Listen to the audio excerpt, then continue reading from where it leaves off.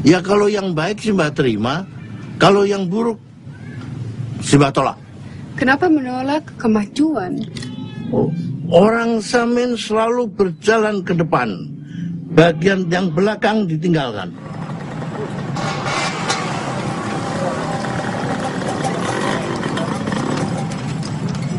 Nah, kebetulan.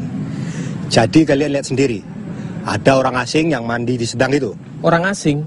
Maksudnya perempuan bule itu, Pak? Bukan itu, tapi 2 orang laki-laki. Iya Pak, kami lihatnya. Kalian bisa mengenalinya? Kalau ketemu lagi, ya masih ingat Pak, mereka peleran dari penjara itu ya Pak? Mungkin. Ini kalian kemana-mana naik motor sudah punya SIM belum? Kalau belum, sana. Bikin di kabupaten. Jangan malas, kayak wong Samin. Gak mau ngurus surat-surat. Ntar tak tangkep sampean. SIM.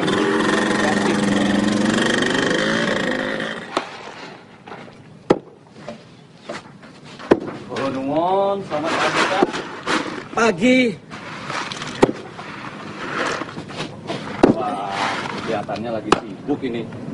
Biasa. Sedang membelah-belah kayu supaya bisa dipakai. Dipakai buat apa kayunya, Pak? Ya, sesuai dengan gunanya. Kayu ini untuk menyalakan api. Api untuk memanaskan tungku. Tungku untuk memasak. Memasak biar bisa makan.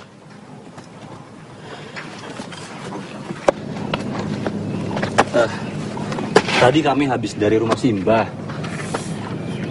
Kami bicara soal Kliwon. Mau disekolahkan lagi? Pak Lurah sudah melarang kok. Iya leh Pak, ora usah. Waktu itu ada salah pengertian, Pak. Saya tidak menyekolahkan Kliwon. Saya hanya ingin mengajar dia baca dan tulis. Ya, seperti orang metik jagung kan perlu belajar, toh, Pak.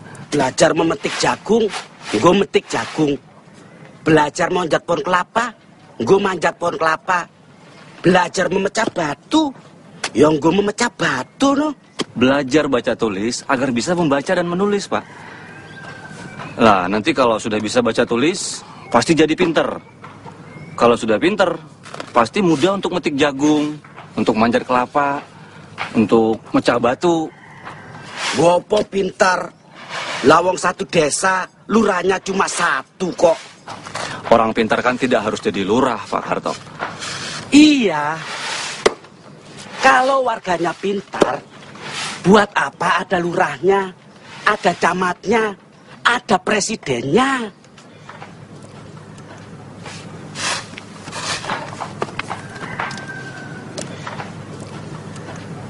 Kliwon, Ya Pak, kamu senang tidak sekolah? ya senang saja.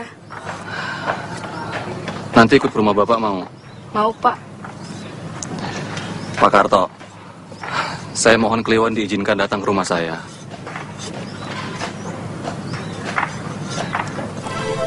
Betapa pentingnya pendidikan. Kalau kita tidak mengenal pendidikan, maka kita akan jadi orang bodoh. Kalau kita bodoh, hidup kita akan sulit. Kalau hidup kita sulit, kita juga tidak bisa ikut pendidikan. Nah, inilah yang dinamakan lingkaran kemiskinan. Kebodohan melanggengkan kemiskinan, kemiskinan melanggengkan kebodohan. Sejarah diciptakan oleh orang-orang yang mau berpikir. Kita hidup harus berpikir. Manusia ada karena mau berpikir. Apa yang dilakukan oleh guru pendatang itu sungguh tidak menghargai aparat yang ada di desa ini. Aku sudah tegur dia baik-baik. Malah dia mengumpulkan anak-anak Samin itu di rumahnya. Guru itu memang perlu diawasi. Kegiatannya bukan hanya lagi mengajar. Aku dapat informasi bahwa dia banyak hubungan dengan LSM-LSM. Itulah Pak, situasi seperti sekarang ini, kita harus waspada. Jangan sampai kita kecolongan. Maksud Pak Lurah apa? Maklumlah, zaman perang melawan teroris, persoalan sepele bisa menjadi masalah yang serius, Pak. Apa perlu kita berpikir sampai sejauh itu? Ini tidak mengada-ngada, Pak. Pelarian dari penjara itu disinyalir berada di wilayah kita. Bahkan kedatangan orang asing itu di sini menjadi kecurigaan orang kabupaten. Maksud Pak Lurah gadis Amerika itu? Iya. Dia akan datang ke sini sebagai peneliti. Tapi dugaan orang-orang kabupaten macam-macam. Entahlah. Setelah musim teror di kota, kita yang di desa kena getahnya. Sekarang banyak intel-intel disebar ke sana kemari. Desa sudah jadi tidak aman. Terornya di kota, dalangnya di kota. Kok desa yang diacak-acak? Yang membawa gadis Amerika itu, ya Kuri itu, ya si Ramadian. Gawat. Gara-gara Simba tidak berterus terang, keadaan jadi kacau. Yono, puto. Simba pasti tahu pelarian dari penjara itu ada di desa kita. Ya sekarang aku tahu. Simba tahu, tapi Simba tidak cerita. Simba tidak lapor polisi. Kamu sekarang kan sudah tahu juga. Untuk apa aku mesti lapor? Untuk apa mesti cerita-cerita? Mereka itu orang jahat. Simba tidak boleh melindungi. Mereka datang dengan perut lapar. Jadi mereka melindungi diri mereka sendiri. Kok aku? Simba tidak bisa begitu. Mereka itu pelanggar hukum. Orang yang melindungi pelanggar hukum berarti ikut melanggar hukum, Mbah. Orang yang tidak bisa menegakkan hukum berarti juga melanggar hukum. Di sini ada hukum, di tempatmu ada hukum. Aku tidak melanggar hukum di sini. Gini saja, Simba beritahu aku di mana mereka bersembunyi. Aku tidak tahu.